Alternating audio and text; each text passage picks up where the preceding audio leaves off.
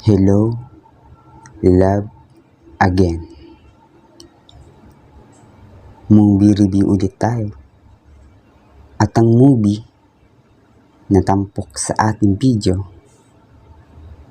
ngayon ay ang movie na kakasabi ko pa lang. Hello, love, again.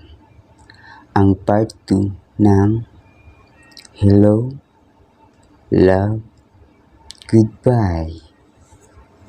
Back in 2019, pinanood ko ito with my ex. Hindi talaga ako mahilig sa Pinoy love story ng movie. To be honest, nakokornian kasi talaga ako. Pero kasi yung ex ko na yan, na itago natin sa pangalan na Shera May. Fan kasi yun ni Catherine Bernardo. At bilang masunuring jowa, nag-watch kami ng Hello, Love, Goodbye year 2019. Ang part 1 ng Hello, Love, Again.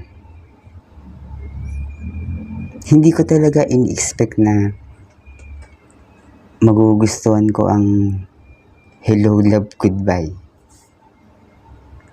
At bitin na bitin talaga ako sa ending ng Hello, Love, Goodbye. Kinikilig talaga ako sa mga kilig ni Alden at Catherine sa movie na yan. Pero hindi ko pinapalata sa GF ko noon na ex ko na ngayon. Siyempre,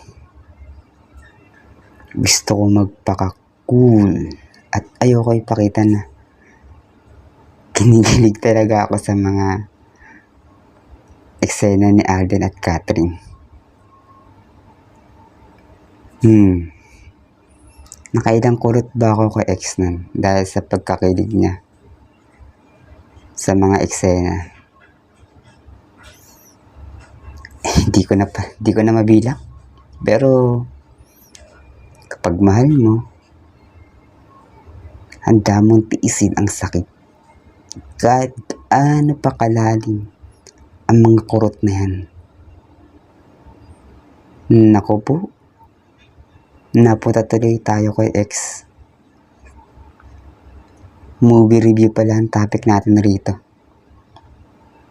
Sorry naman, sorry. Okay. Back to topic na. At yun na nga. Last year, November 2024, naganap na ang part 2. Ang Hello, Love Again. Nabilang niyo na ba kung ilang beses ko sinabi ang Hello, Love Again? Wala namang price kung nabilang niyo. Okay? At gaya nga ng inaasahan ko, susundan ni Alden si Catherine sa Canada. Mahal eh. Ganun talaga. Mahirap pigilan ang puso. As usual, topic pa rin sa movie na ito ang mga real life struggle ng mga OFW.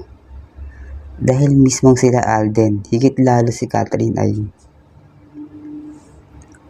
OFW nga sila rito. Bilang OFW, ang malayo sa pamilya para magtrabaho ay isang napakalaking sakripisyo talaga. Dahil napakalungkot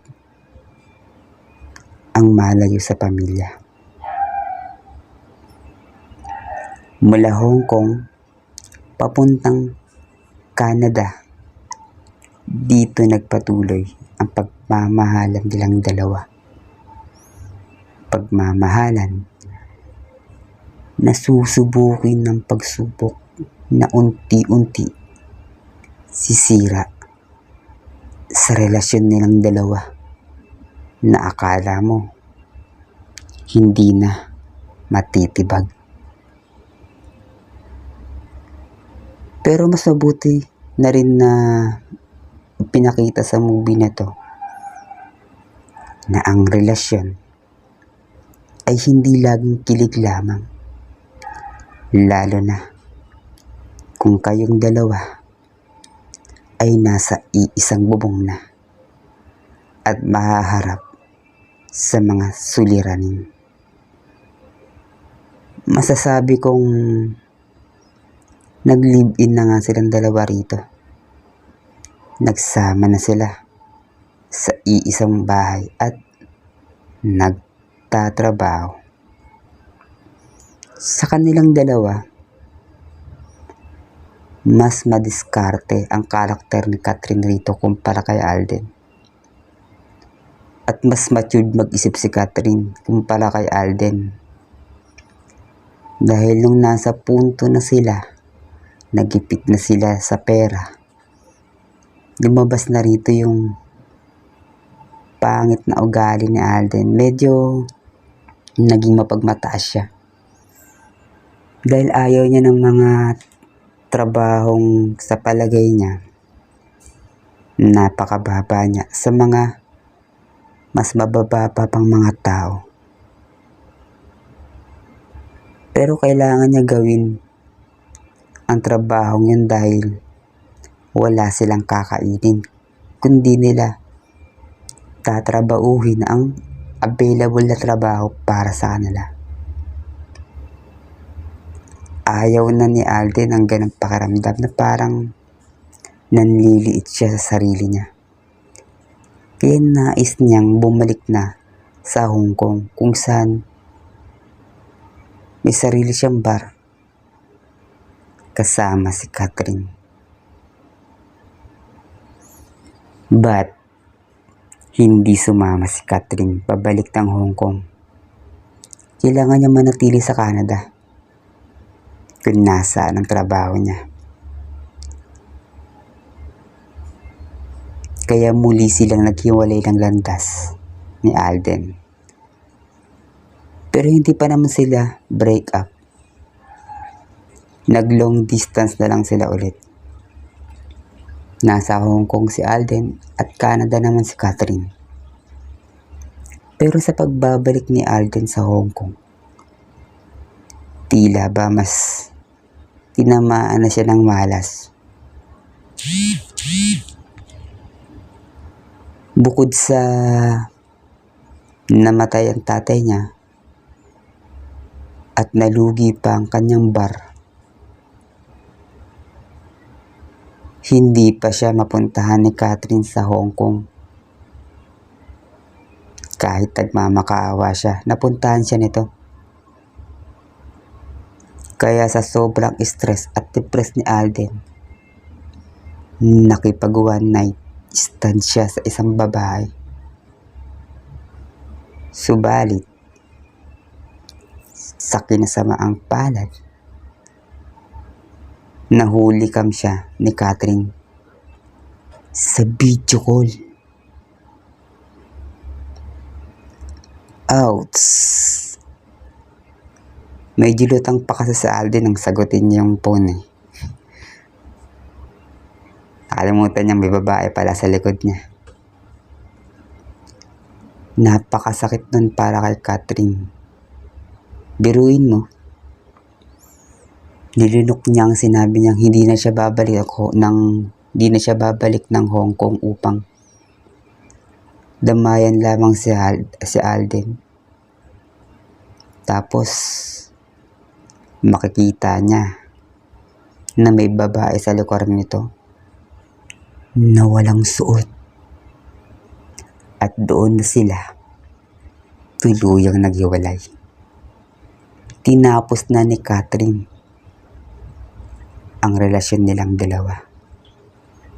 At ilang taon pang lumipas, nagpa siyang bumalik ni Alden sa Canada para muling masilayan si Catherine kahit ilang taon na silang hiwalay. Sa mga eksenang hindi pinapansin ni Catherine o binabasag niya si Alden sa mga sinasabi nito, napapasambit ako na, ha ha ha, deserve mo yan matapos mo saktan ang damdamin ni Catherine at pinairal ang pagiging makasarili mo. Deserve mo yan. Inis na inis talaga ako sa karakter ni Alden eh. Kung naging matyaga at mapagpasensya lang talaga siya in the first place, hindi sila magkakaiwalay. Kaya deserve talaga ni Alden ang pampabaliwala sa kanya ni Catherine. But, uwi na rin ang mga nangyaring iyon sa kanilang dalawa para masubok talaga kung gaano nila kamahal ang isa't isa. Sa pag-usad ng story, unti-unti, yung love nila sa isa't isa ay nanunumbalik. Pero hindi naman talaga nawala yung pagmamahal nila sa isa't isa. Nadaan lang ito sa pagsubok na dapat lang kapwa malagpasan para sa huli sila pa rin sa dulo. Medyo nasad pa nga ako sa bandang last part ng movie dahil anak ng pating na may bangs. Nung kailan nagmamahalan ulit sila at nagkapatawaran na. Si Catherine naman ay mangingibang bansa na naman. At sa USA naman ito. Kaya sa puntong yun, napaisip akong, hello love.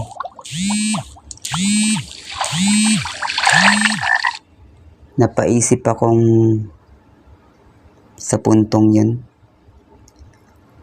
hello love sa USA. Part 3 na ba ito? Pero ako'y nagkamali. Dahil sa huli, pinili na ni Catherine na manatili sa Canada. Kung saan, nagpasya na rin sa Alden na manatili. Pinili na nilang manatili sa piling ng isa't isa. Kung saan sila tunay na masaya. Solid movie sa akin to. Mas lumalim ang kwento ng pag-ibig nila sa isa't isa. Hindi lang puro kilig. At may satisfied ending pa. Dahil kinasal sila sa ending.